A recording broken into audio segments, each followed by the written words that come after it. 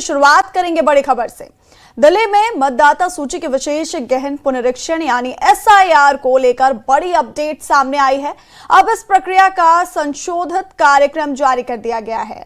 इसके तहत 17 अगस्त को एसआईआर का ड्राफ्ट रोल प्रकाशित होगा, जबकि दावों और आपत्तियों के निपटारे के बाद 19 अक्टूबर को अंतिम वोटर लिस्ट जारी की जाएगी।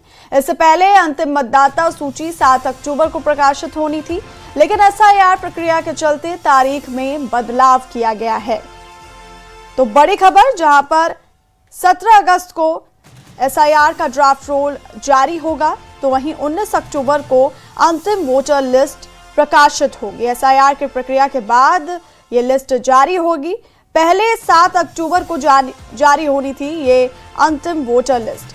तो दिल्ली में मतदाता सूची के विशेष गहन पुनरीक्षण यानी एसआईआर को लेकर के ये बड़ी अपडेट सामने आई है और इस प्रक्रिया का संशोधित कार्यक्रम जारी कर दिया गया है, जिसके तहत 17 अगस्त को एसआईआर का ड्राफ्ट रोल प्रकाशित होगा, जबकि दावों और आपत्तियों के निपटारे के बाद 19 अक्टूबर को अंतिम वोटर लिस्ट जारी की जाएगी।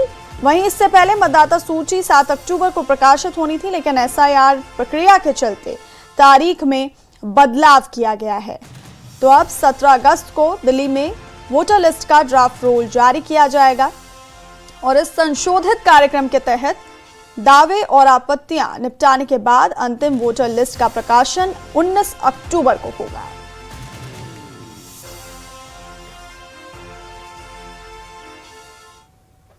और दिल्ली में स्वच्छ ऊर्जा और कचरा प्रबंधन को लेकर एक बड़ा कदम उठाया गया है। केंद्रीय गृह एवं सहकारिता मंत्री अमित शाह की मौजूदगी में एमसीडी और एनडीडीबी के बीच एक महत्वपूर्ण एमओयू पर हस्ताक्षर किए गए। इस समझौते के तहत दिल्ली में कंप्रेस्ड बायोगैस प्लांट स्थापित किए जाएंगे, जिनमें गोबर का वैज्ञानिक तरीके से उपयोग कर स्वच्छ और हरित ऊर्जा का उत्पादन होगा। इस पहल का उद्देश्य गोबर और जैविक अपशिष्ट का बेहतर प्रबंधन करना, प्रदूषण को कम करना और राजधानी में स्वच्छ ईंधन को बढ़ावा देना। माना जा रहा है कि ये परियोजना दिल्ली में सतत विकास और पर्यावरण संरक्षण की दिशा में एक अहम कदम साबित होगी।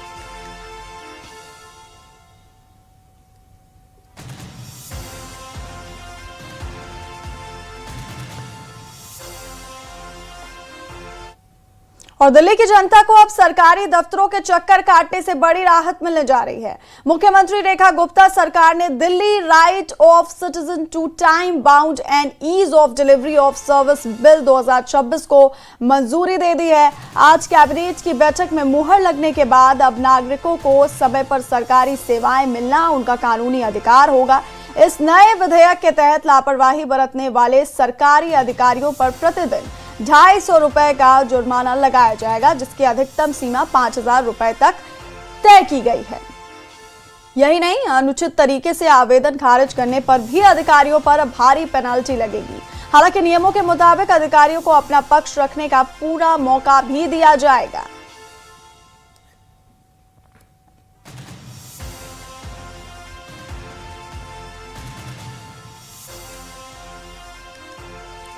तो दिल्ली की जनता को अब सरकारी दफ्तरों के चक्कर काटने से बड़ी राहत मिलने जा रही है। मुख्यमंत्री रेखा गुप्ता सरकार ने Delhi right of citizen to time bound and ease of delivery of service bill 2026 को मंजूरी दी है और कैबिनेट की बैठक में मुहर लगने के बाद अब नागरिकों को समय पर सरकारी सेवाएं मिलना उनका कानूनी अधिकार होगा। और इस नए विधेयक के तहत लापरवाही बरतने वाले सरकारी अधिकारियों पर प्रतिदिन 250 रुपए का जुर्माना लगाया जाएगा, जिसकी अधिकतम सीमा 5000 रुपए तय की गई है।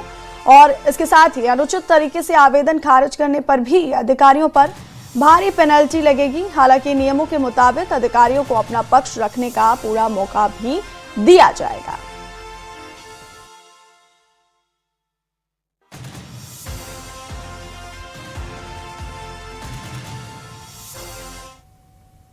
स्कूल जहां हर दिन भविष्य की नई इबारत लिखी जाती है, लेकिन अगर उसी स्कूल की दीवारें कमजोर पड़ जाए तो सबसे बड़ा सवाल बच्चों की सुरक्षा पर खड़ा होता है।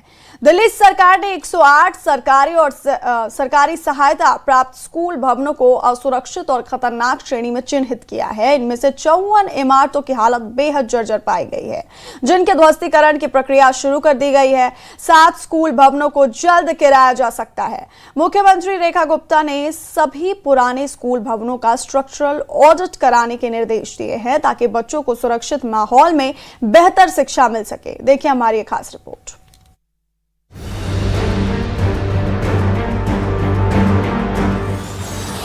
बच्चों की सुरक्षा पर बड़ा एक्शन। खतरनाक श्रेणी में 108 स्कूल भवन, 54 इमारतों की हालत बेहद जर्जर। 7 स्कूल भवन जल्द होंगे ध्वस्त। दिल्ली सरकार ने राजधानी के सरकारी और सरकारी सहायता प्राप्त स्कूलों की सुरक्षा को लेकर बड़ा फैसला लिया है। मुख्यमंत्री रेखा गुप्ता के निर्देश पर कराए गए स्ट्रक्चरल ऑडिट में 108 स्कूल भवनों को असुरक्षित और खतरनाक श्रेणी में चिन्हित किया गया है। सरकार का कहना है कि बच्चों की सुरक्षा सर्वोच्च प्राथमिकता है, इसलिए किसी भी तरह का जोखिम नहीं लिया जाएगा। दिल्ली के सरकारी स्कूल में पढ़ने वाले लाखों छात्रों की सुरक्षा को ध्यान में रखते हुए दिल्ली की मुख्यमंत्री रेखा गुप्ता ने एक बड़ा कदम उठाया है। कुल ऐसे 108 सरकारी स्कूल और सरकारी सहायता प्राप्त स्कूल भवनों को चिन्हित किया गया है, जो कि खतरनाक माने जा रहे हैं। यानी कि उन भवनों की हालत जर्जर हो गई है, और जिसको ध्यान में रखते हुए आपको बता दें, अब उन स्कूलों के पुनर्निर्माण की जो तैयारी है वो रेखा सरकार ने किया है, जिसके तहत 56 ऐसे स्कूल हैं जिनको ध्वस्त करने की प्रक्रिया शुरू हो गई है। 7 ऐसे और स्कूल हैं जिनको आने वाले महीनों में जो है ध्वस्त किया जाए। सीएम के निर्देश पर कराए गए स्ट्रक्चरल ऑडिट में 108 स्कूल भवनों को असुरक्षित और खतरनाक श्रेणी में चिन्हित किया गया, जबकि 54 स्कूल भवनों की हालत बेहद जर्जर पाई गई, जिनके ध्वस्तीकरण की प्रक्रिया शुरू हो चुकी है। वहीं 7 स्कूल भवनों को अगले कुछ महीनों में गिराया जा सकता है, ताकि किसी भी संभावित हादसे से पहले खतरे को पूरी तरह खत्म किया जा सके। 108 सरकारी सहायता प्राप्त स्कूल भवन असुरक्षित, 54 इमारतें बेहद जर्जर, 7 भवन जल्द गिराए जाएंगे। वहीं मुख्यमंत्री ने सभी पुराने स्कूल भवनों का चरणबद्ध स्ट्रक्चरल ऑडिट कराने के निर्देश दिए हैं। लोक निर्माण विभाग यानी कि PWD को सुरक्षा जांच, तकनीकी मूल्यांकन और लागत का आकलन करने की जिम्मेदारी सौंपी गई है। वहीं शिक्षा विभाग सभी स्कूल भवनों की डिजिटल प्रोफाइलिंग करेगा, जिसमें संरचनात्मक मजबूती, अग्नि सुरक्षा और अन्य सुरक्षा मानकों का रिकॉर्ड तैयार किया जाएगा।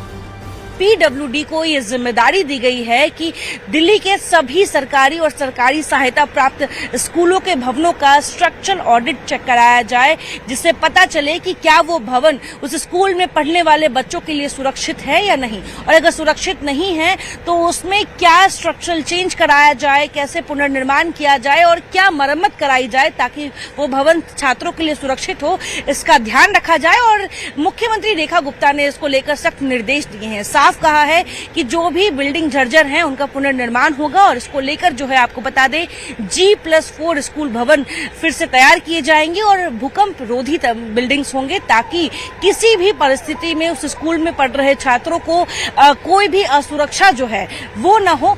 सरकार जर्जर स्कूल भवनों को हटाकर उनकी जगह भूकंपरोधी आधुनिक स्कूल बनाएगी, जहां स्मार्ट क्लासरूम, आधुनिक लैब, लाइब्रेरी और बेहतर खेल सुविधाएं होंगी। इसके अलावा 27 खाली सरकारी भूखंडों पर नए स्कूल बनाने की योजना भी शुरू कर दी गई है।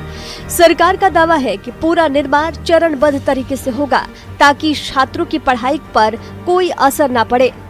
वहीं बच्चों की सुरक्षा को लेकर सरकार सिर्फ स्कूल भवनों तक ही सीमित नहीं है। शिक्षा मंत्री आशीष सूद ने घोषणा की है कि जुलाई को पोस्को अवेयरनेस मंथ के रूप में मनाया जा रहा है। 25 जुलाई को पहली बार चाइल्ड सेफ्टी PTM आयोजित होगी, जहां अभिभावकों और शिक्षकों को पोस्को कानून, good touch, bad touch, cyber सुरक्षा और बच्चों की सुरक्षा से जुड़े अहम मुद्दों पर जागरूक किया जाएगा। जर्जर इमारतों की जगह अब सुरक्षित और आधुनिक स्कूल भवन तैयार किए जाएंगे। वहीं बच्चों की सुरक्षा को लेकर जागरूकता अभियान भी लगातार चलाया जाएगा। यानी दिल्ली सरकार का फोकस सिर्फ बेहतर शिक्षा ही नहीं, बल्कि हर बच्चे को सुरक्षित, आधुनिक और भरोसेमंद शैक्षणिक माहौल उपलब्ध कराने पर भी है।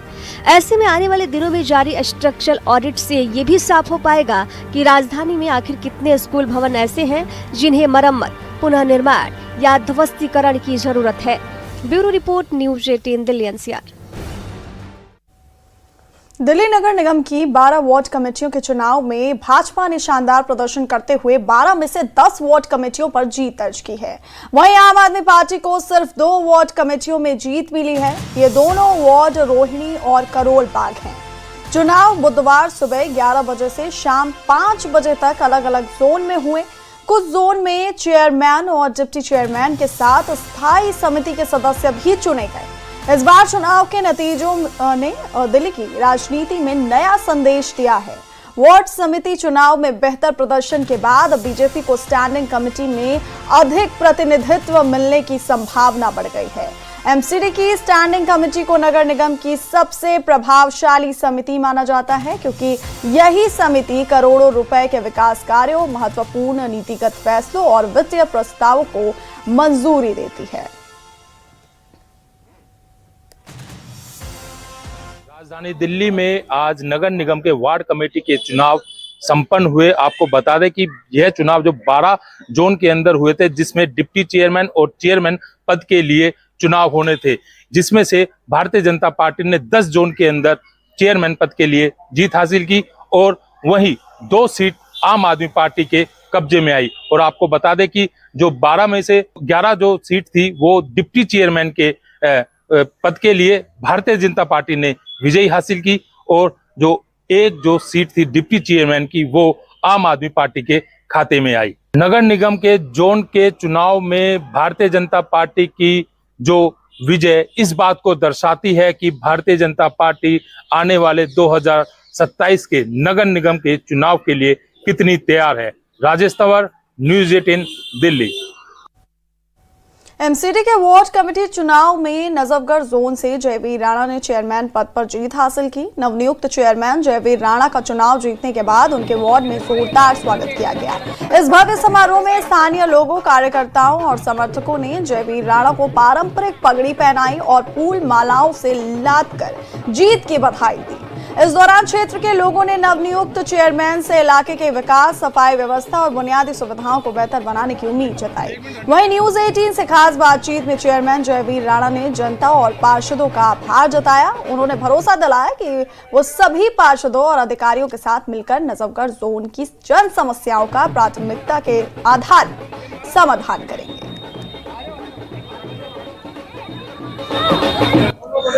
दिल्ली में आज नगर निगम के वार्ड कमेटी के चुनाव संपन्न हुए हैं और आपको बता दें कि 12 जोन में से ज्यादातर जोन बीजेपी के हाथ में आए हैं। हम इस समय मौजूद है विजवासन वार्ड में, जहां पर जयवीर राणा जी प्रचंड बहुमत से जीत उन्हें हासिल हुई है। सर, क्या कुछ कहना चाहेंगे?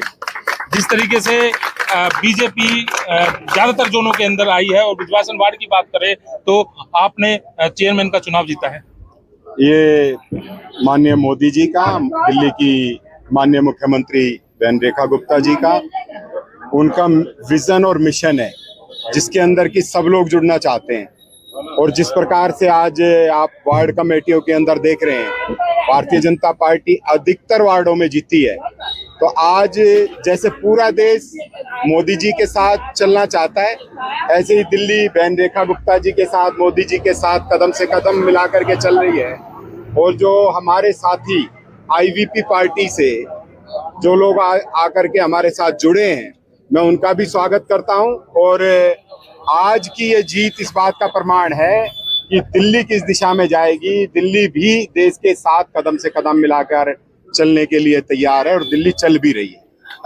बता दें कि इस चुनाव में जिस तरीके से कांग्रेस किंग मेकर का रोल निभाती नजर आई है। बात करें विजवासन वार्ड से, जो आपका नजफगढ़ जो जोन पड़ता है, कितनी वोट आपको पड़ी है, कितनी विपक्ष में? नहीं, हमारे सामने आम आदमी पार्टी के कैंडिडेट ने नॉमिनेशन किया था, लेकिन उनके पास ना तो पर्याप्त संख्या बल था। लेकिन मैंने आपको पहले ही कहा है कि सब मोदी जी के साथ चलना चाहते हैं, बहन रेखा गुप्ता जी के साथ चलना चाहते हैं। इसलिए उन्होंने जब वोटिंग की प्रक्रिया शुरू हुई तो उन्होंने कहा कि हम इस बात की अपेक्षा करते हैं कि हम दिल्ली को सुंदर बनाने के लिए, दिल्ली को विकसित बनाने के लिए, दिल्ली को हरित बनाने के लिए हम भी मुख्यमंत्री जी के साथ, मोदी जी के साथ चलने के लिए तैयार है। और वोटिंग की परिस्थिति नहीं आई, उन्होंने वोटिंग से पहले इस बात के लिए ये किया और विड्रॉ किया और उन्होंने हमको समर्थन किया। बहुत बहुत शुक्रिया हमसे बात करने के। तो ये थे हमारे साथ नजफगढ़ जोन के चेयरमैन जयवीर सिंह राणा। राजेश तंवर, न्यूज़ 18 दिल्ली।